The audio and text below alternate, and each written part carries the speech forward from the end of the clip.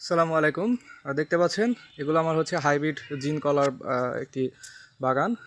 দেখতে পাচ্ছেন যে কলার কাঁদি আসা শুরু হয়ে গেছে। যাক, আমি কিন্তু আজকে একটি গুরুত্বপূর্ণ টিপস দেওয়ার জন্যই কিন্তু এই ভিডিওটা করতেছি।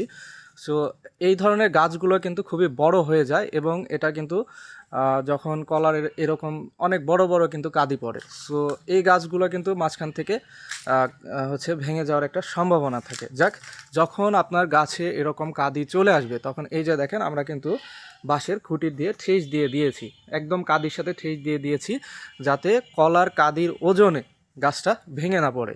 এটা কিন্তু খুবই গুরুত্বপূর্ণ একটা বিষয়। হ্যাঁ, এরকমভাবে যদি আপনি ঠেস না দেন তাহলে কিন্তু গাছ আপনার মাঝখান দিয়ে ভেঙে পড়ে যাওয়ার সম্ভাবনা থাকে। সো যাদের এরকম হাইব্রিড জিন কলার বাগান আছে তারা কিন্তু এরকম কাঁদি চলে আসলে প্রত্যেকটা কাঁদিতে এরকম বাঁশের খুঁটি দিয়ে কিন্তু ঠেস দিয়ে দিবেন, তাহলে আপনার গাছটা নিরাপদ থাকবে।